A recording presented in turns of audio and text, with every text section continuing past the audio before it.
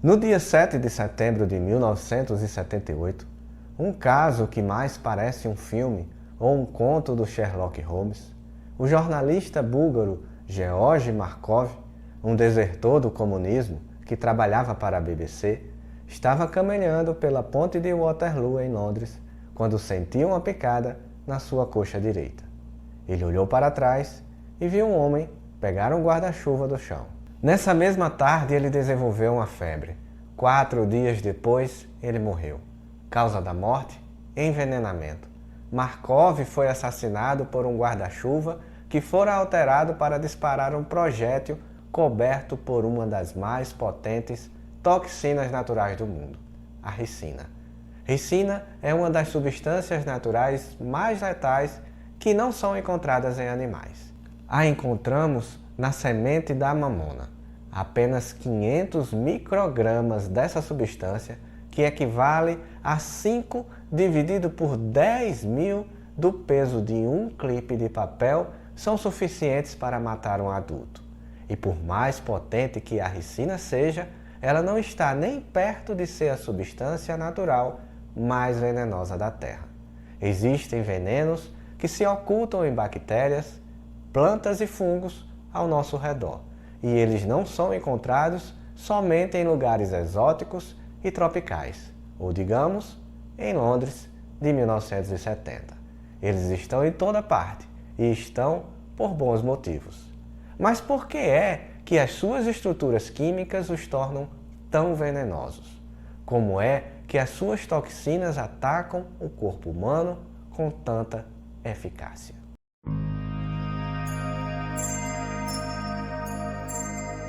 Não só é mórbido listar as toxinas mais letais da natureza, mas também é quase impossível. Existem muitas plantas, fungos e bactérias capazes de matá-lo se forem ingeridas, inaladas ou injetadas. E também existem muitas variáveis que tornam difícil quantificar exatamente o quão venenoso algo é, desde a idade da vítima aos anticorpos do seu sistema imunológico. Isso pode afetar na potência da substância. Existe, porém, uma exceção. Não há discordância de que a substância tóxica mais letal conhecida pelo homem, seja de origem natural ou não, advém da pequena bactéria Clostridium botulinum. Você provavelmente a conhece pela doença que é causada por ela, o botulismo. E quão letal é a toxina dessa bactéria? Uma das maneiras usadas para medir a letalidade de um veneno é um método conhecido como dose letal de 50%, que é a dose necessária para matar metade dos membros da população testada. Uma vez que, por óbvias razões, não se fazem esses testes em humanos, toxicologistas geralmente obtêm esse valor fazendo uso de uma infeliz criatura, o rato de laboratório. A dose letal de 50% é medida pela proporção de miligramas de toxina para miligramas de massa corporal. Ela é de aproximadamente 1 nanograma, que equivale a 1 bilionésimo de grama por quilograma no caso dessa toxina. Isso significa que um cristal da toxina, semelhante a um grão de areia, seria suficiente para matar 9.600 pessoas. Na realidade, essas bactérias são bastante comuns e os esporos que elas produzem são encontrados na terra e na água ao redor do mundo. O problema está em quando elas germinam, tornando-se células ativas. Nesse momento, elas começam a produzir 7 toxinas diferentes, 4 das quais são letais para humanos. A Clostridium botulinum prospera em ambientes com pouco oxigênio. No período de 2006 ao início de 2020, 399 casos suspeitos de botulismo foram notificados no Brasil. Geralmente são causados pela ingestão de comida enlatada inadequadamente, uma vez que o processo reduz a oxigenação da comida a fim de preservá-la. Mas se a comida não for aquecida adequadamente, os esporos ficam por lá e germinam na lata. É importante saber que os esporos da botulino também podem ser encontrados no mel e se você os ingerir, eles podem encontrar um canto pouco oxigenado para ficar. Crianças e adultos podem lidar com esses esporos antes que eles germinem, mas bebês não conseguem, e é por isso que bebês abaixo de 1 ano de vida não devem ingerir mel. Os esporos são venenosos por segregarem neurotoxinas como resíduo biológico. Funciona por meio do bloqueio do neurotransmissor chamado acetilcolina, que controla a contração muscular, fazendo com que efetivamente todos os músculos do corpo da vítima parem de contrair.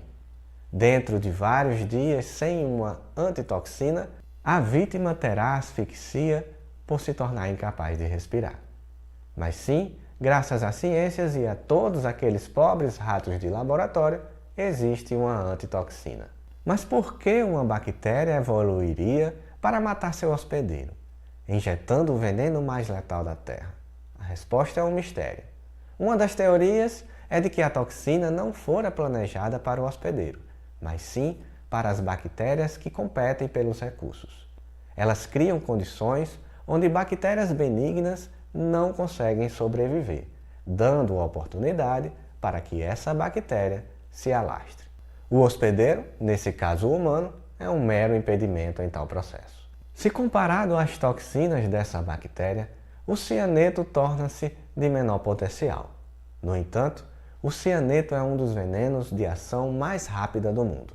Pode ser encontrado na fumaça do cigarro, na queima de plásticos e em um número surpreendente de comidas naturais, como amêndoas e sementes de damasco e maçã.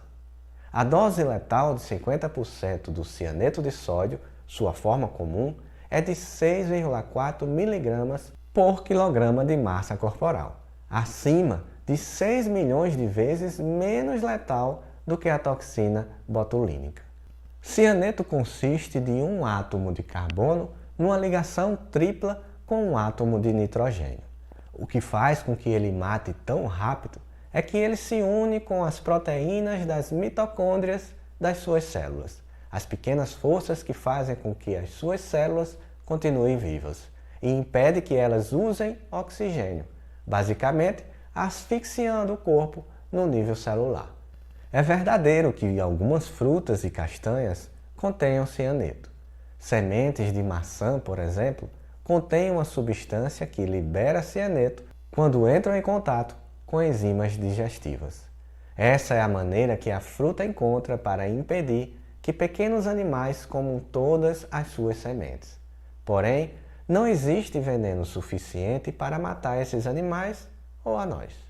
A boa notícia é que se você sofrer de envenenamento por cianeto, pode contar com a vitamina B12. A B12 que você consegue na farmácia contém sim cianeto como parte de sua complexa estrutura molecular.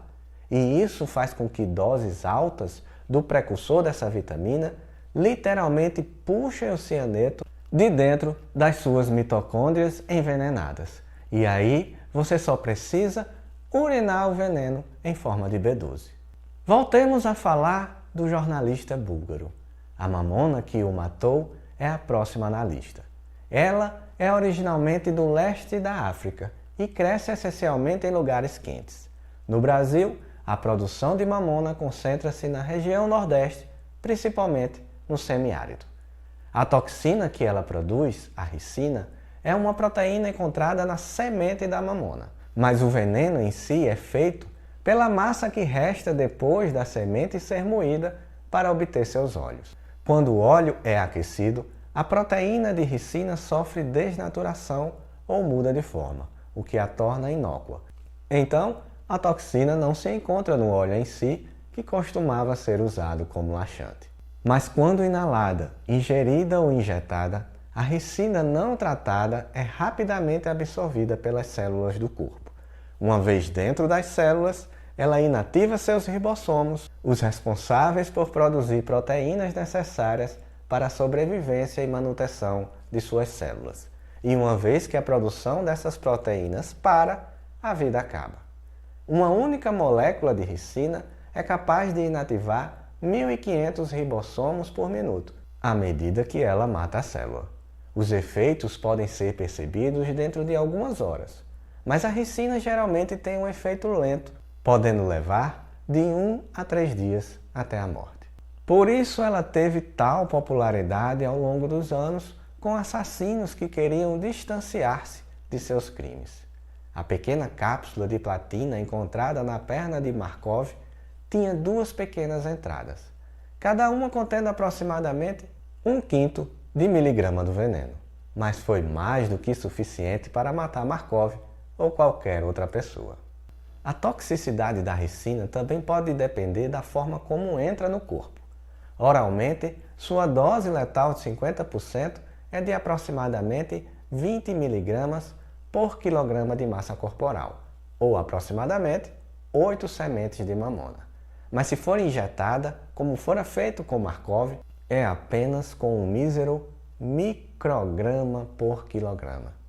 Os antídotos para a ricina, infelizmente, ainda estão nas suas primeiras fases de desenvolvimento, mas graças ao tempo que a ricina leva para matar, compostos que podem impedir a ricina de afetar ribossomos em outras células do corpo estão sendo investigados.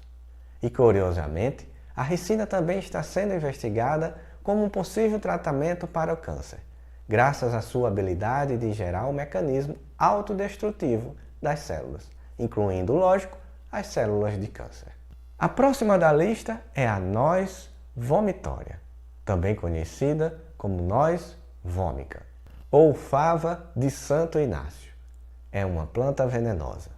Sendo nativa da Índia ou do sudeste da Ásia, sua casca contém um veneno chamado brucina, mas seu potencial letal advém da sua fruta arredondada, verde ou laranja, que contém o alcaloide estricnina. Testes conduzidos em tristes pombos e ratos colocaram a dose letal 50% da estricnina entre 3 e 14 mg por quilogramas quando ingeridos oralmente, o que coloca essa toxina numa categoria de letalidade semelhante à da ricina. Mas a verdadeira ameaça é a neurotoxina que afeta os nervos da coluna que controlam a contração muscular. Essencialmente, ela bloqueia as substâncias químicas que controlam os sinais nervosos para os músculos. Quando ela bloqueia essas substâncias, a estricnina coloca seus músculos num estado de estimulação constante, causando crises epiléticas até o ponto de exaustão e parada respiratória em até 30 curtos minutos. Esta não parece ser uma maneira agradável de morrer. Por fim, não há lista de venenos naturais que ficaria completa sem uma visita ao reino dos fungos. Porque apesar de poucos dentre suas milhares de espécies serem venenosas, algumas dentre as que são contêm toxinas que colocariam o botulismo para correr, chamadas amatoxinas. Os 2 cogumelos mais perigosos contêm o veneno mais letal desse tipo, a amanitina, da família Amanita phalloides, conhecida em português pelo nome comum de cicuta verde, chapéu da morte ou rebenta-bois, nomes que conseguem assustar. A dose letal 50% oral desses cogumelos, que contém amanitina, varia de 0,1 a 0,2 mg por quilograma. Estamos falando de pelo menos 30 vezes mais letal do que a estricnina. Amatoxinas são essencialmente anéis de aminoácidos que interferem em enzimas, que são responsáveis por produzir proteínas vitais às suas células.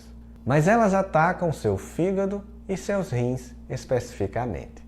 Parte do motivo pelo qual eles são tão perigosos é por conta do seu retardado período assintomático, de 6 a 24 horas após a ingestão. As vítimas, portanto, só sabem que tem algo de errado quando seus fígados e rins começam a parar, causando vômito e diarreia, que é comumente entendido por gripe nas salas de emergência. Outra razão pela qual o envenenamento é frequentemente letal. A maior parte dessas mortes se dão pela identificação incorreta de cogumelos da Ásia, onde essas espécies de fungo não existem e possuem semelhantes que são comestíveis. Em casos que são percebidos cedo o suficiente, quantidades enormes do extrato da planta medicinal cardo mariano, também conhecida como cardo de leite ou cardo de Santa Maria, podem reduzir os danos. O extrato contém substâncias químicas que bloqueiam a absorção das toxinas pelas células do fígado. Mas nos casos mais graves, a vítima só pode ser salva por um transplante de fígado. Depois de tantas informações que nos deixam assustados, resta-nos dizer que os cientistas estão trabalhando para desenvolver antitoxinas para esses venenos naturais. E quem sabe essas substâncias terrivelmente tóxicas podem até ser usadas para nos salvar algum dia por combater células de câncer. Chegamos ao final do vídeo, mas não saiam antes de deixarem o gostei e se inscreverem no canal. Essa é a maneira de fazer difundir o vídeo e fazer com que ele chegue a mais pessoas e conhecimentos sejam compartilhados. Muito obrigado a todos.